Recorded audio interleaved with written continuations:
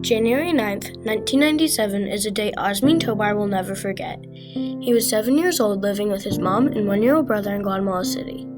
Not long after Osmin's mom left for work, the woman who watched him disappeared, and agents came and took him and his brother away. They told Osmin that they would bring him back home, but he and his brother were sold for adoption. This was the day they lost the right to a family. From 1960 to 1996, the Guatemalan Civil War led to thousands of poor families' rights being violated when their children were taken by powerful Guatemalans and sold for adoption.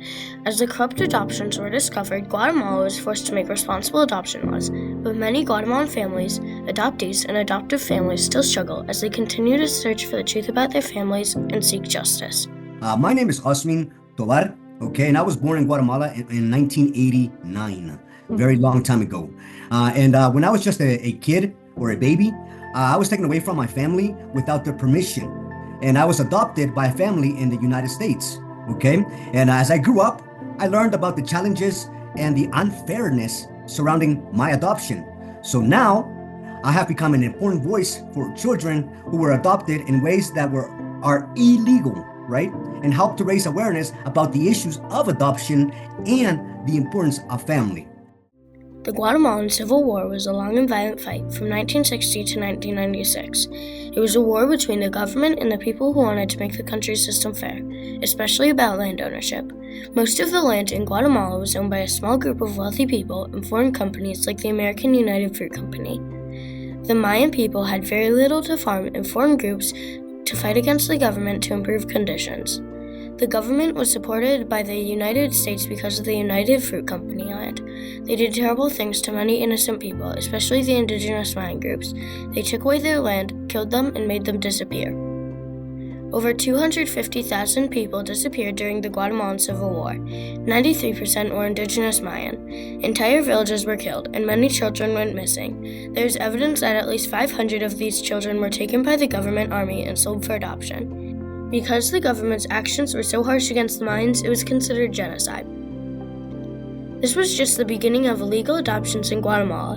When people realized they could make a lot of money from adoptions, more and more children were taken and sold for adoption. Between 1998 and 2008, 30,000 children born in Guatemala were adopted by U.S. parents. By 2007, 1 in 100 babies born in Guatemala were adopted in the U.S. Adoptive parents paid between $20,000 and $50,000 per child. The money went to many people: child snatchers, lawyers, pediatricians, notaries, judges, and nurses. Hotels in Guatemala City had entire floors for childcare and adoption offices. Guatemalan adoption lawyer Fernando Beltranena told The Economist in 2016, "Some countries export bananas, we exported babies." Very few of these babies were given up willingly or abandoned by their families. Families living in poverty were talked into giving their babies up for adoption or threatened by baby brokers. Sometimes babies were taken from their mothers in the hospital or kidnapped. There was things that happened that caused these adoptions to take place, right? Wars, extreme poverty, so this is, and some of our mothers, they had no other option. They lived really far from the city. There's no food. So they had to make these very tough decisions. And for those individuals, we want to go ahead and support them, let them know that, hey, you guys didn't do anything wrong. Maria Cefante was taken from the hospital as a newborn. Her mother was told her baby died during birth. When she asked for the body, the hospital told her they had already buried the baby. Maria was adopted by a family in Belgium. It is believed the woman who babysat Osmin Tobar was given money to file a report against his mother, so he and his brother could be taken and sold for adoption. Osmin and his brother were adopted by 2 different families in the United States. Most adoptive parents were adopting with good intentions. They were told the babies they adopted were found on the street, abandoned, or from an orphanage. They thought they were saving a baby who was left without parents. You asked, how does it affect the biological parents, the children, and adoptive parents, right? So with the biological parents, let's start with them, okay? So the parents who lost their children had the rights taken away from them. Many of them were pressured or lied to, like we talked about. You did not like that, right? Which made it very, very hard for them to find their kids again years later if they wanted to reunite with them, because they changed their names, they went to different countries. So they were affected, and often they spent their whole lives trying to reconnect with them, right? Which is a very, very difficult road, but it's worth it. I can promise you that, all right? Now, how did it affect the children, which is the main focus here, okay? The kids who were adopted, right? And Yeah. these unfair ways, we struggle with knowing who are we? And sometimes we feel sad, we feel abandoned because we don't know who we are, where we come from, right? So that is very, very important to know where you come from, which at the end of the day, it makes it really hard for a kid like you and I to feel like we belong anywhere if we don't know where we come from sometimes, right? And lastly, let's talk about our adoptive parents because they also are affected, right? Now, our adoptive parents, we didn't know, well, they didn't know what the adoptions were illegal or legal, right? So really, we can't blame our adoptive parents. They also face their own challenges, like dealing with complicated laws in the US and in Guatemala, right? And understanding the right and wrong on how their children, or you, should I say, came to be with them, right? So those are some of the challenges, that biological parents face, children face, and of course, our adoptive parents. Adoptions in Guatemala were set up by private lawyers without any central authority. For years, news media in Guatemala reported babies were being bought or kidnapped, and families were being threatened to give up their babies.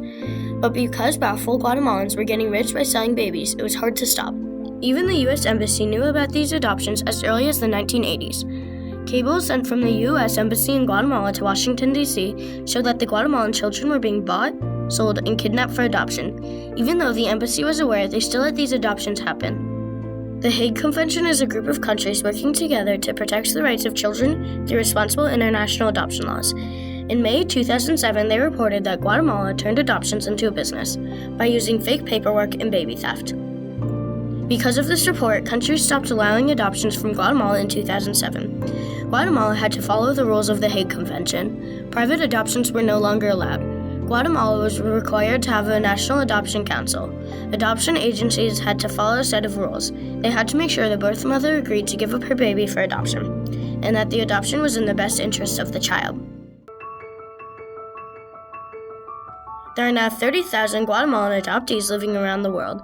Because those involved with the adoptions were connected to Guatemalan political and business leaders, few have been convicted of crimes. 2-year-old Anieli Rodriguez was kidnapped in front of her home on November 3, 2006. She was adopted by an American couple on December 9, 2008. For 5 years, her mother searched in orphanages, posted flyers, and even staged a hunger strike. She found Anieli in 2011, who had been with her adoptive family for 3 years. Anieli had been kidnapped, sold to a baby broker, who then sold her to a Guatemalan lawyer, Susana Luarca. Luarca had a judge and notary make fake documents so Anieli could be adopted.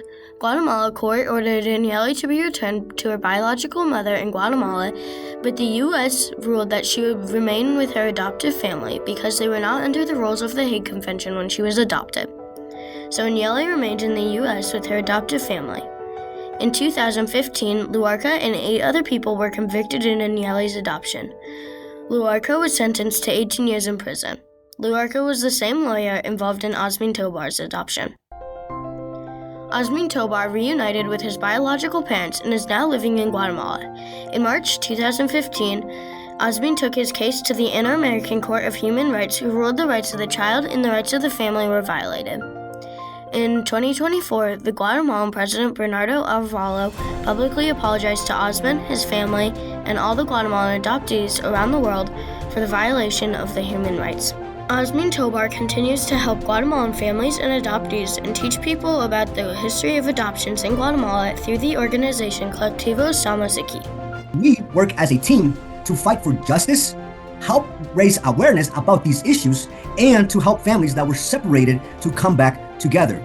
Now, we want to make sure that no one, like you said, no one else has to go through this. And what we do and what we did in our fight, that's why our fight is very, very important for both the parents and the children. The Maya genocide was the beginning of corrupt adoptions in Guatemala. The rights of the child and the rights of the family were violated when thousands of children were taken and sold for adoption. The Hague Convention stopped these adoptions in 2007, but the biological families, adoptees, and adoptive families still struggle as they continue to search for the truth about their families and seek justice. Osmin Tobar said, "I share my story not for you to feel sad, but to raise awareness about the darkness of human trafficking, advocate for laws that focus on the preservation of families, and offer hope to survivors in the shadows."